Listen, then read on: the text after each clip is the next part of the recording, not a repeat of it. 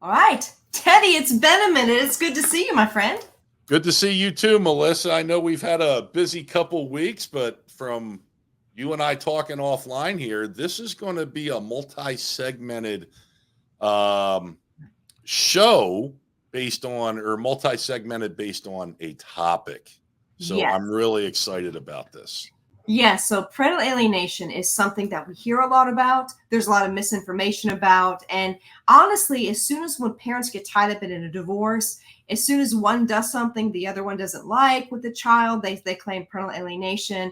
So we want to be careful not to overuse that word, just like the word narcissist is overused. Just because you don't get along with somebody, right? Or just because you disagree doesn't mean this person's a narcissist. So parental alienation is a lot of it's the same. We don't want to overuse it and dilute it, but it is a real thing that happens to a lot of people in family court. And so what we need to do, we need to start addressing it in the right way and educating people about what it is, how to respond to it, and then what the heck, how do you litigate against it. So we're going to hit all those topics, but we can't do it in 1 hour. We can't do it. No, no, and Melissa, gaslighting is a big part of this, and you and I discussed that as well. And I believe that's what this episode is going to be about is Yep. the gaslighting that's involved in alienation. And for you guys watching, this is going to be a good one. Melissa sent me some clips to listen to, and she's like, "Which ones do you like?" And I'm like, "They're all perfect." So Yeah. Melissa does this every day, guys. Mhm. I've just kind of been through the ringer on the opposing end, but this is what Melissa does for a living, and that's why she's the best at what she does. Is because she takes the time, she researches, and she knows exactly what she's doing. So, Melissa, this is all you. Well, and the great thing about you and I teaming up to do this is because you have personal experience. I have personal experience. Okay, we're not telling you what we read in an article, what we read in a book. We're telling you this is what is actually common that men go through, because when you're going through this, you feel like you're alone. You feel like you're the only one and you don't know how to respond. And men aren't really good about calling each other and saying, "Hey bro, I just need a listening ear." Okay, men are not good about that, right? So we'll try to walk you through this, and you're going to hear some conversations that you probably will be able to relate to. Okay, but so alienation is not only attack on your relationship with your child, it's an attack on you. It's an attack on you as a person. And when I look at the alienation cases that I've had over the last 15 years, which have been probably too many to count, right? There is gaslighting and there's emasculation. Okay, so the way that you are spoke to, I mean, she probably talks better to your family dog than she does to you, right? And probably makes you feel like there's absolutely nothing that you do that is right. Okay, so when you think about gaslighting, you know, it is, first of all, there's no conversation. A conversation is reciprocal. Okay, I talk to Teddy, Teddy talks back. I actually hear what he's saying and I'm responding to what he's saying. There's a difference between reacting and responding. Okay, but when you're having a conversation with someone and they are listening to react, okay, the conversation is over. There is no conversation. But when we're dealing with these cases and the gaslighting that is a part of these cases, we want to talk about how to react to that. And a lot of times, Teddy, as you know, sometimes it is just a matter of removing yourself from the conversation because there is no conversation Well, whatsoever. Melissa, you can't. Most men, okay, they don't act emotionally; they act logically, and I say most, Mhm. okay, um, to where, oh boy, I'm going to catch a lot of heat. I don't care. Okay, you know what I'm going to say, Melissa? These emotionally charged women Mhm. in an argument, they don't want to hear logic. Mhm. They don't want to hear common sense. They they shut down at that. So why? I was always told it takes two people to have an argument. So guys, Yeah. let it go in one ear, out the other. Remove yourself from the situation. And if you don't like what's being said to you and you're like, oh, I wish I could say this or I wish I could say that, just remove yourself from the situation and that will piss them off even more than standing there and arguing with them. Right. Remain calm, because Melissa, tell these guys in family court, you're going to be judged by a different scale. Okay. Don't raise your voice. Don't stand there and argue. Don't point your finger. Right. Like, you know what? Not looking to fight. I'll be back in a bit. Right. So there is definitely a double standard. What I always say is emotions tend to win cases for women. Emotions tend to lose cases for men. Right. So I'm going to go ahead and acknowledge there is a difference between men and women as far as how we react to things. If a woman gets upset, it might manifest as tears. If a man gets upset, it might manifest as frustration that looks like anger, but it's not. It's pure frustration. Most men, when they get upset, don't break down crying. They just don't. I've been doing this for 15 years. I've spoken with thousands of men. That's generally not the reaction that you find. So we're going to go over a case today, and this is actually this man. His case deals. He's an active duty soldier, right? So I have 4 children. And while he's deployed, believe it or not, right, his wife cheated on him while he was No, that happens. I mean, that actually happens. Right. So he finds out, and then when he gets back, he's addressing this with her, right? Well, it turns out a divorce was filed, and her behavior towards him not just changed because she never really treated him well, but it really intensified. Okay, there was the gaslighting of him. He could do nothing right. Nothing he did was right. In fact, when he would ask her about some messages that she got from another man, she would attack him. Of course, everything was his fault. And we'll go over that later. But today we're going to focus on the aspect of their case that dealt with the custody and the way she treated him, the alienation, right? That started with gaslighting, with her cutting him out of the children's appointments. Okay. That's a very, very common tactic that usually in my, look, I only represent dads, right? So in my cases, it's the mothers cutting the fathers out of doctor's appointments. Now, and here's the thing, guys, look, when you're married, when you have an intact marriage, both parents kind of assume different roles, right? It doesn't mean that the other parent can't do what the other parent is doing. It just, you assume different roles. Now, you might have moms that take the kids to the appointments, okay? It doesn't mean the dad can't, but the dad might be at work and can't do it. Mom just does it. Doesn't mean she's a better parent, nothing like that. It just means that's what she does. Dad might take over the sports roles, okay?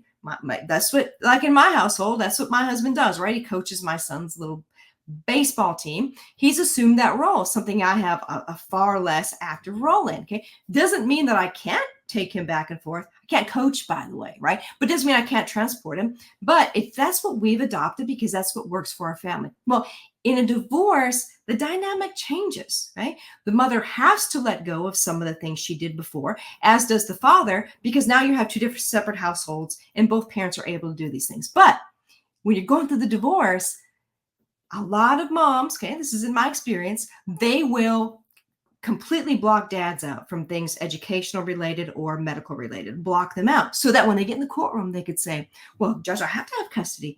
I'm the one that does this stuff. I'm the one that transports the doctor's appointments. I'm the one that, and they rattle on and on and on and on, when in reality, they've kept him from that, okay? Now, do the courts take that into consideration, Melissa, in custody cases? When a woman's like, I take them here, I take them there. Do judges take that into consideration?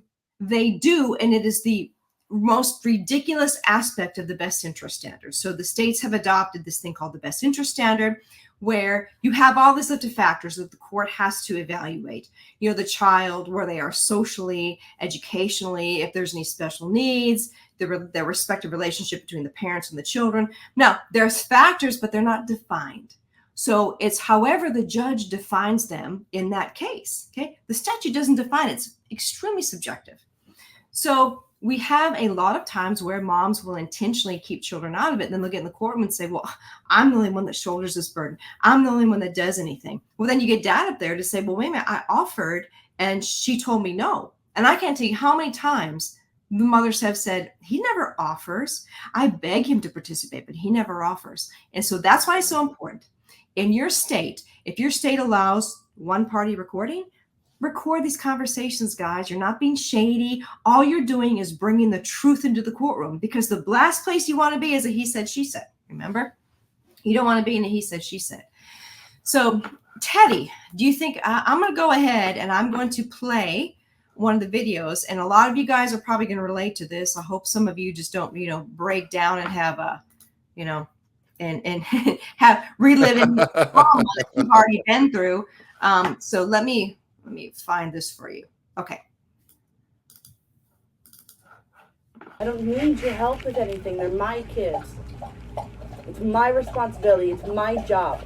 I don't need your help.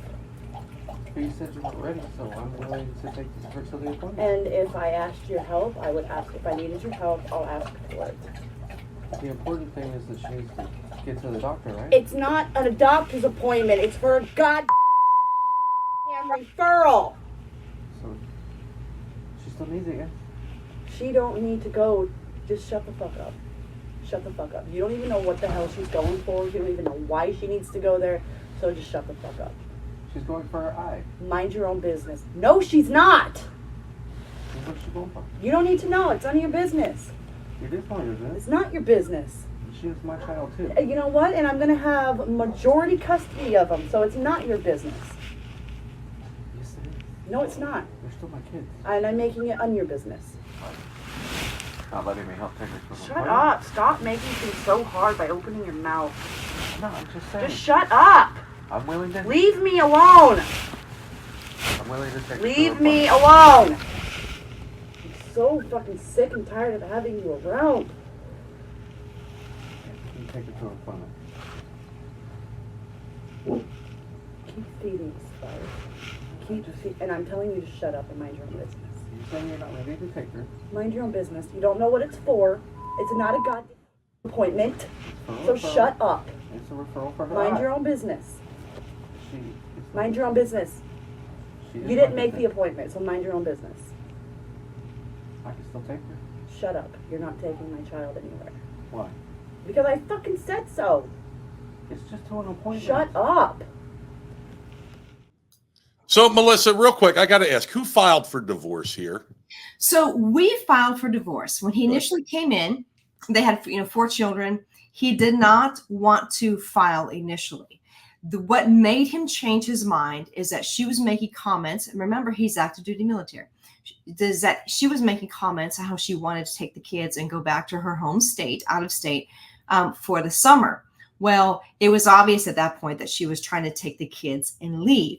So he did end up filing for divorce. We actually served her at U-Haul, where she was trying to get a U-Haul to take her and the children's things and leave, apparently while he was at work, right, on duty. So, our gut instinct was correct, but he ended up being the one to file. She sounds like a very classy, sophisticated, respectful woman. She's a peach. She was a peach even in the courtroom. So, so this is a long-term marriage, you guys. This is a 17-year marriage. This is 4 children. And she was a military wife. She stayed home with the children. Okay, apparently took them on a road trip to the boyfriend's house while he was deployed. Okay? But in the court, when we got to court, we had shown that not only did she not support his career, she was a detriment to his career. And after hearing everything and looking at the law, the judge decided that she got, guess how much of his retirement she got, Teddy? Oh, you told me. Go ahead, let them know. You're saying she got none after a long-term marriage. She got none of his retirement. And this is another thing I want you guys to know, you service members who are still in the military, you veterans, listen. If you look at the reason that Congress enacted some of the statutes for the retirement for the spouses, it's because of the contribution to the career. All right. It was the spouse's inability to have a career of their own. Right. But she was such a detriment to his career. Now he's finishing up his 20. Right.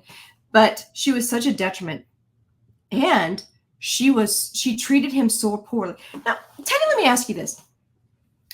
If a husband talked to a wife, what we just heard, what do you think would happen to him? Oh, there'd be a PFA slapped on him. Without doubt. Yeah, he made me scared. He was threatening me, and they would file for temporary custody of the kids out of fear that the husband was shutting the wife out. I mean, add anything that I didn't hit on, Melissa. No, right, exactly. That's what It happened. would be abusive. It was abusive and threatening and intimidating. Very much so. So, the double standard too, in so many of my cases, women believe that just because they're the mother, that they deserve superior custody. You heard in the recording, she said, I'm going to have majority custody. Well, she does not have majority custody, right? He got full custody, even being an active duty soldier. But the mindset was there, this very arrogant mindset that she had, that a lot of mothers have, especially with our service members. So, and she really used that against him. Let me bring up something else and let you hear another portion of the conversation where she tries to use the fact that she is the mother against him. Mm-hmm.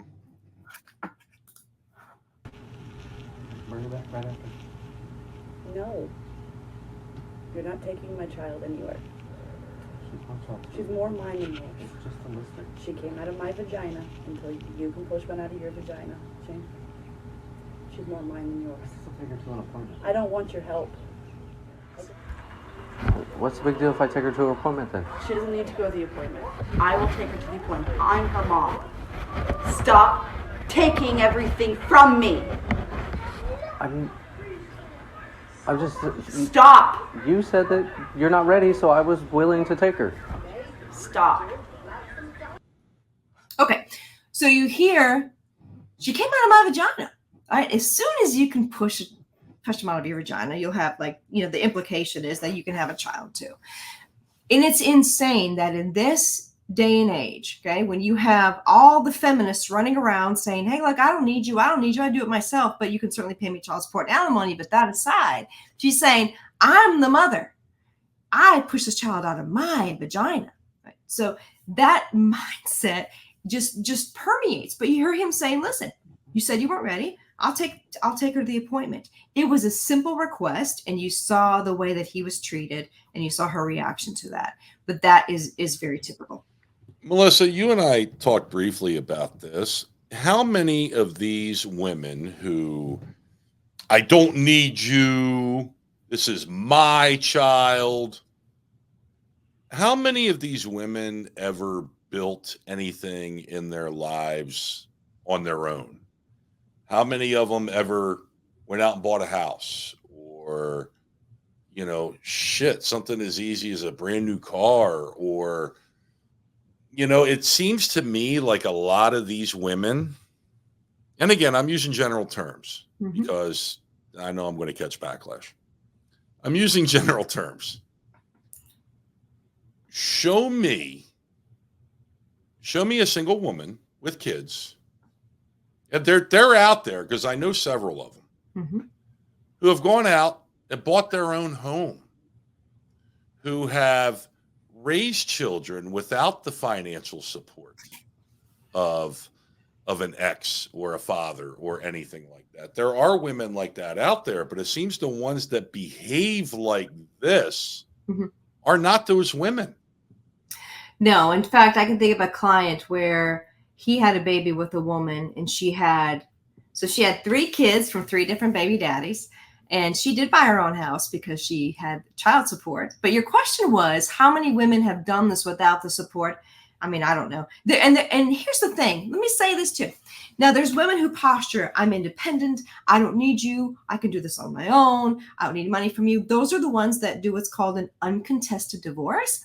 And then they usually will say, okay, let's split custody. And then they go their own way. They don't sit in court and battle out for his money, for his child support, if she's such an independent woman. So yeah, there's some hypocrisy in there. And, I know women who are true single mothers, true single moms, where there's a lady that I know, her the child's father died while she was pregnant. Okay? That's a single mom. And I do know another lady whose child's father literally does not come around, okay, despite her request, okay, those women are out there, but those women aren't sitting in court. They don't clog up the court system like they generally don't. They don't. So, there's a solution to problems, but there is a contingent of women who want to flex their muscle, for lack of a better word, and it comes down to money and control. For instance, I was in court this morning, and we had a divorce that was uncontested about a year and a half ago. They agreed to no child support, 50-50 custody. And then, within, I would say 10 months, she filed for child support. Right now, her petition was dismissed this morning because the law says, as in Alabama at least, there's a presumption that child support should be adjusted, maybe, or even put into place if there's a 10% change in income.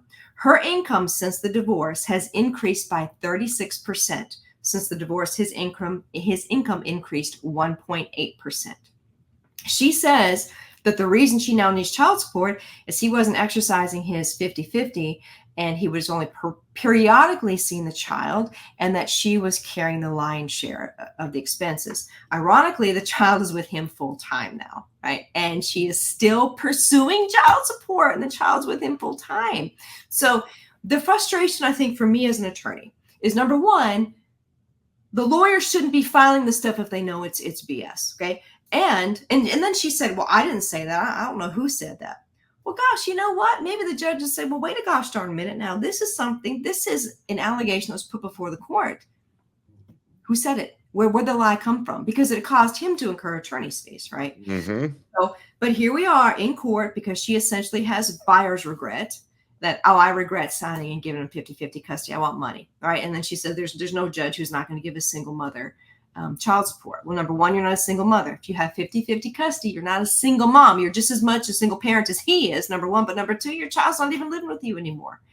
So it's the heartbreak for me is you walk in there and say, I can't believe I'm even here having to defend and argue this, but that's the way the court system is set up. Well, somebody got in her ear. That's what happened. Yeah. It was probably her loser girlfriends or loser family members that got in her ear and be like, girl, you can get child support. Little Ray who lives down the street, like him and his baby mama, he got to pay child support. Like, that's what happens, Melissa. You have these ignorant assholes that get in people's ears and cause turmoil, okay? To where I'll tell you this, and Melissa, you know this. I went my last divorce, I got full custody of my son. Mm-hmm. Never once even considered asking for child support. Yeah. Okay. Mm-hmm. Hey, I just want mom to be good. I want mom to be able to spend time with her little guy. I do good. I don't need her money like it's some sort of punishment. I think a lot of women use child support as punishment. Okay. Not looking to do that. But the funny thing is, Melissa, we would actually sit down, have conversations, okay, discuss things rationally, put it on paper, and then one of her jackass friends or her drug addict sister would get in her ear. No, you can't do that. No way. That's wrong. You should get this. You should get that. And then she started listening to everybody else. Mm-hmm. And that's where shit went downhill for her, and the attorneys that continue to put this stuff in front of the court. Like, I spent so much money, Melissa,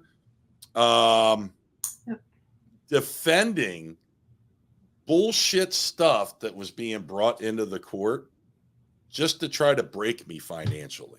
Yeah. That's what happens because these assholes get in their head. Mm-hmm. Yep. And I think, and two, whether it be second boyfriends, family members, friends, I mean, and there's a myriad of people who get in their ear, but the voice of reason then in their own mind is gone. It is. This lady we just listened to, there is no co-parenting with her. There is no reasoning with her. He is saying, look, you said you weren't ready. Let me take her to the appointment. All of that came from his simple request to take to an appointment. So we get back to the gaslighting. I think when people are in their ear and they're talking to them on what they deserve, what they're entitled to, because remember, if you look at feminism too, girl, you can do better. Girl, you deserve so much more. And, over the years, I've asked a lot of women, so you deserve better, right? You don't work. You don't clean the house. You don't cook meals. You gained 100 pounds. That your kid goes to daycare. What more do you deserve? What do you deserve? You're living the life of a queen. Like, what more could you? Well, he doesn't pay attention to me. Well, it's because he's working to support your habit. I mean, you get 20 Amazon packages a day. Mm-hmm. So you work to support that habit. But there isn't when's the last time we had a conversation about what he deserves? What does he deserve? For that aside, feminism doesn't focus on men, and it hasn't. But in the meantime, I think it's really brainwashed these women to think, hey, if I'm upset, I can say whatever I want. Had a case recently where I asked her on the stand, why would you say that? Played the recording, it was horrendous. Why would you say that? She said, because I was upset. So because you were upset, you thought it was okay to call him these horrible names in front of your 5-year-old daughter. The answer was yes, because that's how I felt. So we get into the society where your actions are justified by your feelings. Your feelings, yeah. Feelings. And then we get into co-parenting breaking down. Well, I can't co-parent with him. He makes me upset. He makes me mad. So it's really important if you listen to my client in this video, he kept a cool head. Well, he keeps a cool head anyway, but he kept a cool head. He's trying to ask her, why can I not? Hey, she's my child too, right? And then, no, she didn't fall out of your vagina. I've heard that so many times, you guys, I can't even tell you. But when you're in litigation, understand if you have a high conflict spouse, you're going to be having to respond to conversations like this one. And you have to keep a cool head. What would have happened if he would have exploded back at her, right? She probably would have called the police. Oh gosh, it would have turned into a huge mess, but he kept a cool head. But sometimes in situations like this, all you can do is back out. Mm-hmm. Don't sit there and engage, just back out of the conversation. And it's hard to do. It is very hard to do, especially you said the guy was, he's still in, I'm sure he's been deployed a few times. Yep. That fight or flight kicks in, Melissa. Yeah. And, when you feel challenged, mm-hmm. the last thing your body is telling you is to back down. Yeah. So you have to be real disciplined, get up and just go somewhere. Yep. And just remove yourself from the situation. Yep. And know this too, that if you're going through this and if you're in the process of being alienated, it's not just attack on you personally. Like you heard her just attack him. It's going to be an attack on the relationship and your ability to be a parent. Doctor's appointments. It's important that you guys go. If you can go, you need to go. Try to have them scheduled when you can go. And I will say this, again, check your state's laws to make sure you can do this. But if you're able to record from the time you walk into that doctor's office and then to the time you're leaving it back into your vehicle, record everything. And I recently had a case too. Parents, of course, I represent dads, so mothers will do this, where they'll take their child to the doctor, talk about how horrible of a parent you are. There's no bedtime at dad's house. Dad feeds him horribly. Dad lets him watch like violent movies. And then he comes home and then he's just, I have to contend. It takes 2 days to get him back in order. So, and the doctor, listen, you guys, doctor's writing the stuff down. I can't tell you how many cases we've had where the dad calls and says, oh my gosh, my kid's on Adderall. Says she has ADHD. Nobody even asked me about it. She's drugging him up, yet when he's at my house, he's a perfect child. So we have a lot of court cases. We're trying to litigate these medical decisions too. So stay involved. And this too, if you're not involved, they will take your child to a counselor, and then everything will just get manipulated and twisted, especially younger ones. Because does it feel good when daddy touches you? When daddy hits you? Does it make you feel sad when daddy hits you? Let me tell you, these counselors, Melissa, I'll be the first one to say it. They're shit bags. They're all Yeah. shit bags. Okay. Yeah. I'm dealing with it with my 13-year-old. Okay. I'm being alienated from my son's wife or my son's life.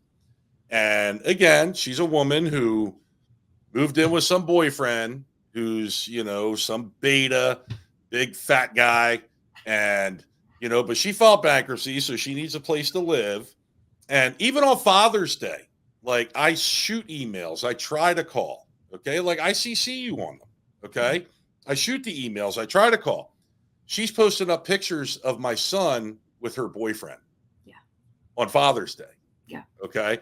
Mm-hmm. And, she has him going to counseling because I'm not a good dad. Yep. So again, more gaslighting. Mm-hmm. Okay. Gaslighting my kid. Now, my 7-year-old, who I've had full custody of for 2 years, says to me, Dad, I miss my brother. I really want to see my brother. Yeah. I don't know what to tell you, buddy. Yeah. So it's not just him that she's hurting. It's me, and it's his brother, his half brother, that she's hurting by doing this. And these women are just evil. But the fact you brought up the counselor, that is 100% correct. Because Melissa, apparently, because I was in combat and this counselor who has never seen me, never spoken to me, never been in front of her. Apparently, I have severe PTSD. Yeah. Okay. Yeah. Yep. You would be surprised how many counselors have given my clients diagnosis and they've never met them. Yep. So in 15 years, I've never had a therapist's testimony really hold up in court. It really has not. So I was a therapist. See, you got me all wound up now, Melissa. Oh man, I get fired up. These guys need to know that they're going to be gaslit, they're going to be emasculated, they're going to be marginalized, right? And they're going to be vilified. You can expect those 4 things to happen to you. And it begins with the gaslighting. Okay. Well, hey, here's when your child's appointment is. Well, I can't come. Do you not care about your child's overall health? Well, yeah, but why can't you schedule for another time? Because that's the earliest you can get the appointment and I care about his health. So I'm going to take off work. Okay. Well, I can't knowing you can't take off work. Okay. So there's things that are going to happen and you need to say, you have to respond appropriately instead of saying, you stupid bee, I had to work. Okay. Because that's what might be how you feel, is to say, before you schedule the next appointment, I need you to confer with me so I can see what days I can get off. I would appreciate that. Because in court, the judge would say, okay, you did it. Clearly, the appointment was made. You weren't there because you couldn't be there, but you asked, hey, next time, let me know. Or call the doctor's offices and tell them, please let me know, get copies of the records, get any information you can, and call the doctor's offices because you might find out that you don't have access to the records. You might find that amazes me that people, well, it really shouldn't, but it amazes me that people act like this. Like with my son, I used to call his mom. Yeah. Hey, I got a doctor appointment this day for him. I can swing by, pick you up. I really want you to be there. And it's like, that's how it's supposed to be. That's how it's supposed to be, but be prepared for it not to go that way. Right. But you have to stay on top of everything. You guys have to stay on top because in my experience, you will be pushed out of that aspect of your life. And then you get to court and then your spouse, the child's mother will take the stand and they will say, well, it's just in my child's best interest to be with me full time. I do everything. I'm the one that schedules doctor's appointments. I'm the one that takes them. I'm the one that picks up medication from the pharmacy. I'm the one. And they go through, be ready for the huge list of I'm the one, I'm the one, I'm the one. Okay. And you have to be able to refute every single I'm the one. You're the one who schedules appointments, but isn't it true that you deliberately schedule appointments without consulting with him? You know that he can't make it to that appointment. Okay. I'm the one that fills the prescriptions, but isn't it true that he asked you in this message right here, labeled Exhibit B, that he asked you, did the doctor prescribe any medication? You didn't respond. In fact, this message was sent 3 months ago. And as we sit here today, you still haven't responded. Okay. So you have to be able to refute all of these This is what I do. This is what I do. This is what he doesn't do, because there's usually a reason behind that. But again, remember, guys, you have to be ready for this stuff, because when you walk in the courtroom, the judge doesn't know you. The judge doesn't know her. All the judge knows is the evidence that gets presented to him and put in his ears in the courtroom, his or her ears in the courtroom. Okay. So you have to be able to stay on top of the stuff, refute it, and don't get frustrated. I can't tell you how many guys go through this, gaslighting, emasculating, marginalizing, and vilification, and they give up. They said, you know what? I'm just, maybe my child will come around when I'm 18 years of age. And then, between now and 18, the child's going to hear what a piece of crap you are. So make sure you stay on top of everything. You may not want to communicate with her. I get that. Okay. But sometimes you're going to have to do it by text. Again, if your state law allows, you can record, but you have to walk in that courtroom and you have to have an answer for everything that she's alleging. Now, Melissa, here's a question for you again, because I CC you on the emails to my ex. She won't reply, period, to anything. No. Just will not reply, flat out replies. Yeah. How would that look in a court of law? Well, what she's going to say is she probably, I was just avoiding a confrontation with him. His emails are full of lies. And so I'm not even going to, or I went and I showed my email to my son, or I talked to my son about it. My son didn't want me to respond. Okay. So you understand there's going to be a spin, because nothing you can do is going to be right. Nothing you do is going to be good enough. And what it is her silence is effectively telling you, if you want to see your son, you can come drag him through the courts. Okay. Because your son is here now. He's not a little tiny child. She knows that for you to get access to your son, you're going to have to drag your son through the mud. And in the meantime, she's over there trying to poison him. That's likely exactly what's going on, right? Because that's what happens. You have never laid a finger on your son. You've never hurt your son. In fact, you had a very good relationship with your son, and your son has disclosed some things to you, right? In confidence.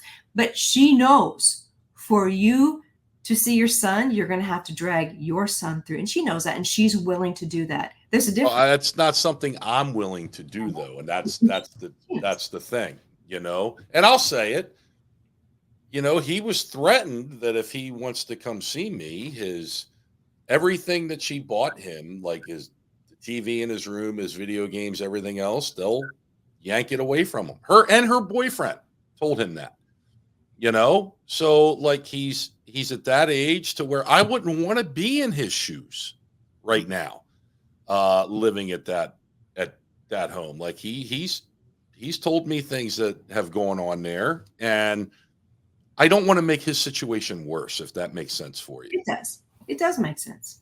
It absolutely does.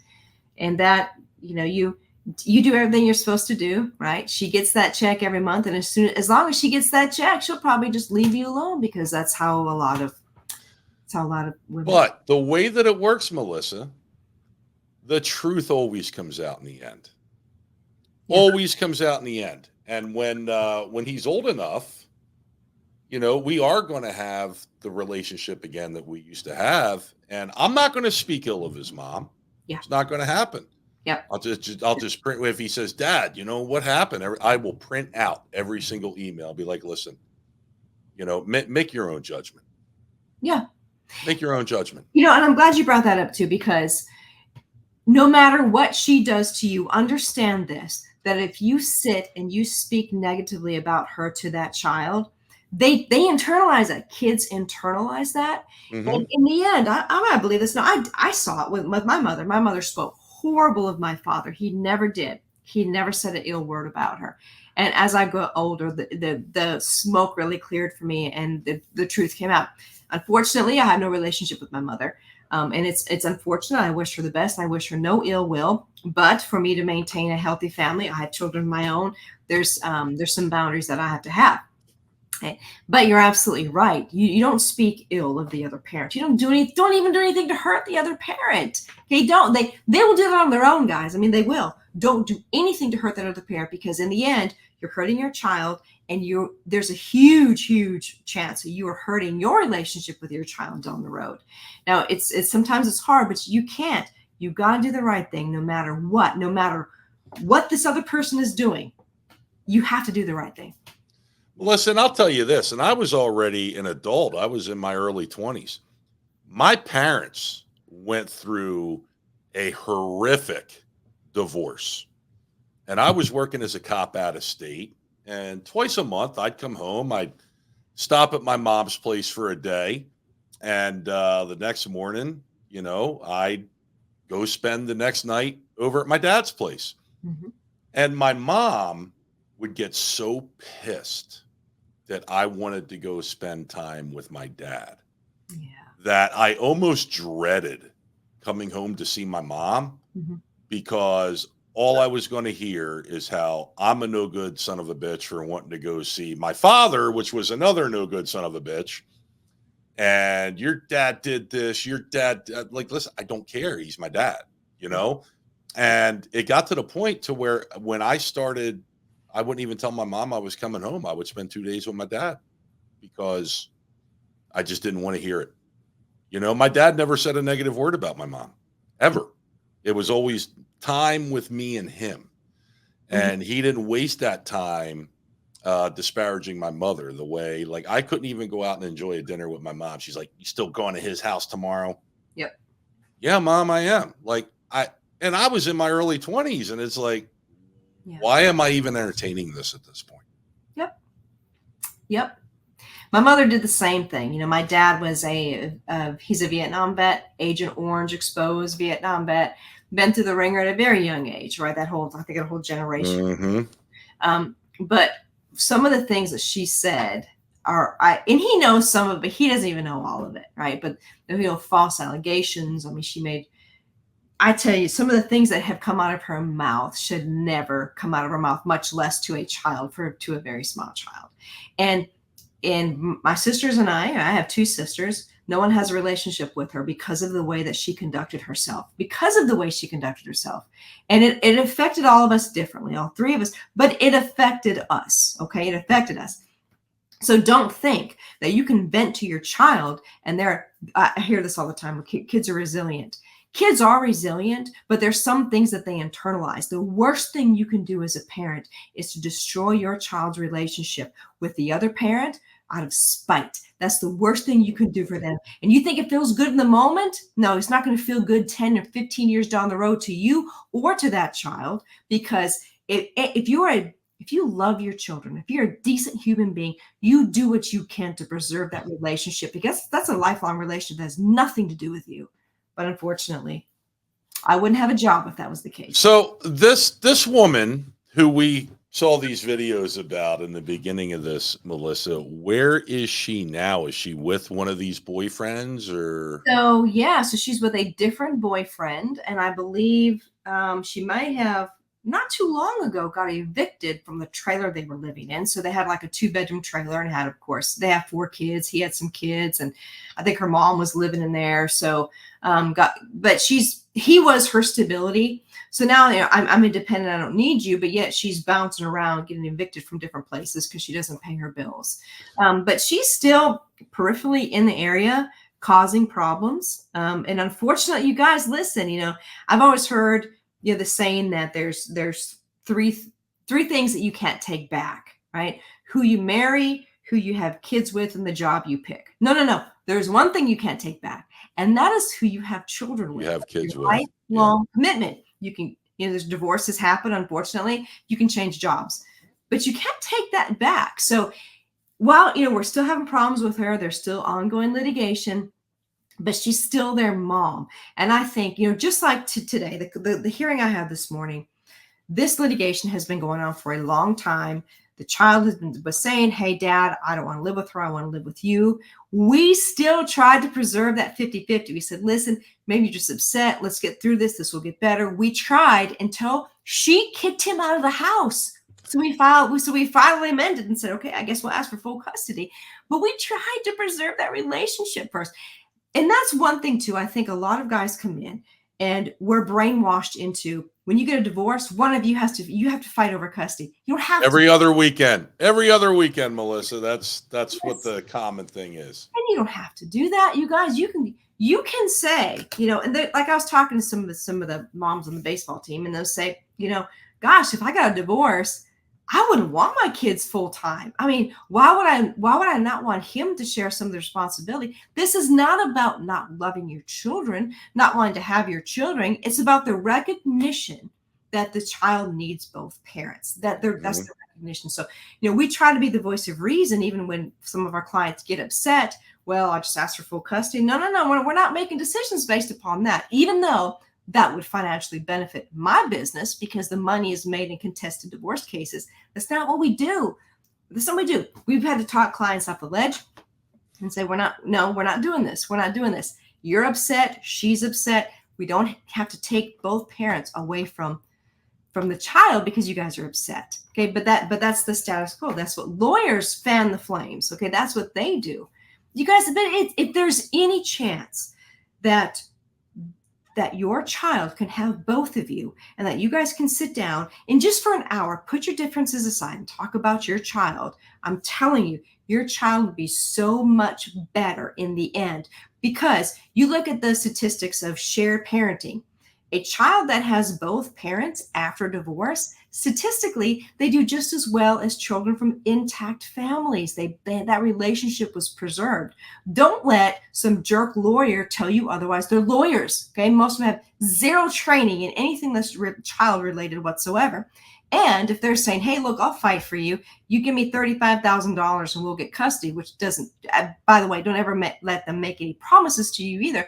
But you're lying in their pockets. You're spending your child's future fighting when guess what? One day, all these court orders go away and your child is going to have free reign to see both parents anyway. So just do the right thing. But going through it, I want you to understand you're going to be gaslit. You're going to be emasculated. Okay. You're going to be marginalized and you're going to be vilified. Those four things happen. You have to really focus on how you're responding to things. Document. Because when you get in the courtroom, you don't want to lose your ability to be a parent because you reacted poorly or because you can't prove your case. If it ain't written down, it didn't happen. If it ain't recorded, it didn't happen. And I just wish that, Melissa, I wish that men didn't have to, like, even a civil court, it's always the men are guilty until proven innocent. The woman should have to prove that this stuff happened. But now it's come to a point to where the courts have been so slanted and women in general, Melissa, have just become evil in divorce court, and attorneys, like, they take advantage of that emotion and just, get them for this, get them for that, everything else, that men are forced to have to document and record. Melissa, I had a notebook. Pennsylvania did not have one-party consent to record. So I had a notebook that after everything happened, I would go in the notebook, write down date, time, what happened, what was said. I would also on Facebook Messenger then shoot a message to somebody in real time. Okay. Hey, it's today's date. It's 2:51 p.m. This is what just happened. Documentation only.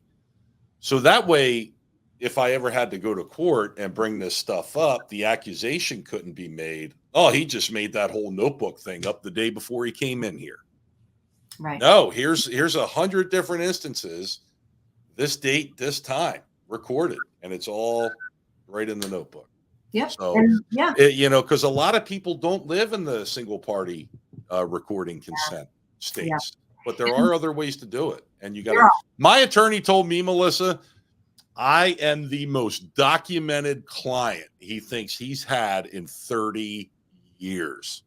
I would write everything down, date and time.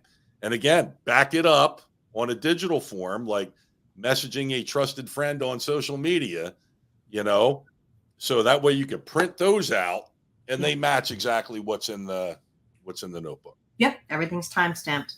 You guys have to understand the allegation has become the evidence. And Jenny and I were just talking beforehand too. We have a lot more female judges than we used to. And the female judges they've been fantastic. They have been. And they keep the I think the emotional aspect out of it, and they understand that this woman is emotional. Okay. But they also call them out on the BS. All right. So I had a Mm-hmm. woman on the stand. You guys, I'm like 8 months pregnant. Had this woman on the stand, and she was just going on and on about things that she couldn't do because she was pregnant. I remember pulling my jacket back, and I was rubbing my big old belly, and I said, "Lord knows a woman can't do that. I'm pregnant, right?" And but the female judges, the vast majority, right? They had children while they were working. They had children while they were in law school, whatever the case is. And these are also women who, if they are mothers and married, they understand the contribution of a father, right? They Mm-hmm. understand that. Just like right now, I couldn't do everything that I do without my husband's input, without my husband being at minimum, okay, if not more, I'll say that, an equal a caretaker of our children. So what I like about the female judges is that they do have a different perspective, and they don't wallow in the victimhood, or hey, I'm just getting treated this way because I'm a woman.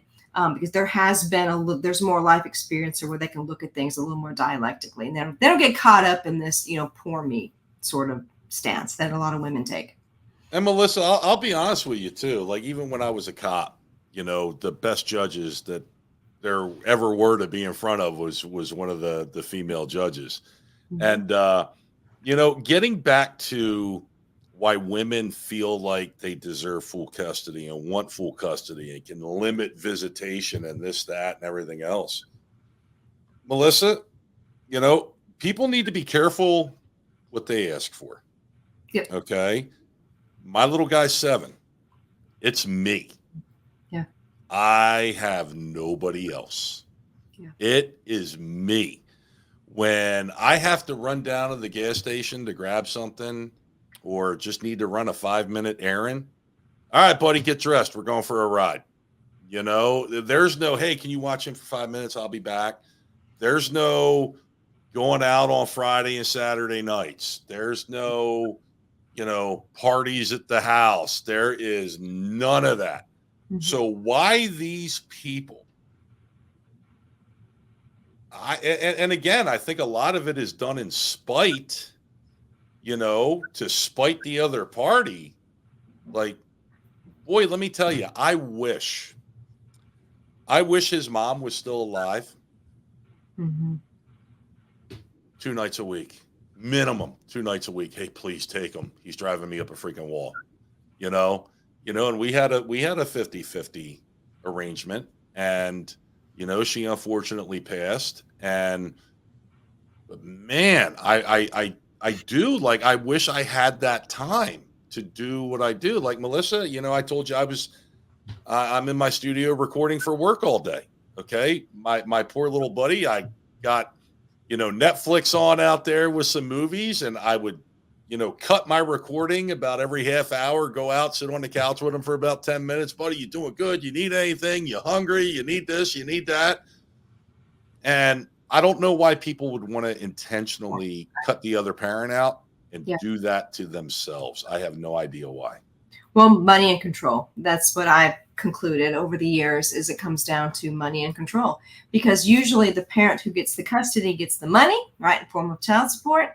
And then you have control. The parent who gets custody controls medical decisions, educational decisions, religious, extracurricular, whatever the case is. They control everything. So a lot of times I think it's just a power play.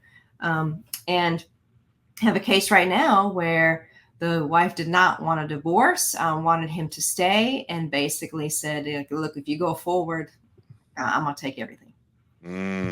So money control, yeah, driven by spite. Yeah. And again, why people would want that for themselves. Don't get me wrong. I love my son, Melissa. Oh, yeah. He's my buddy.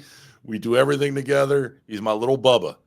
But boy, there are times, to where you get it. You're a parent, your times where you're like, go see your dad. Right. Give me an hour. I need to relax. Just give me an hour. Mm-hmm.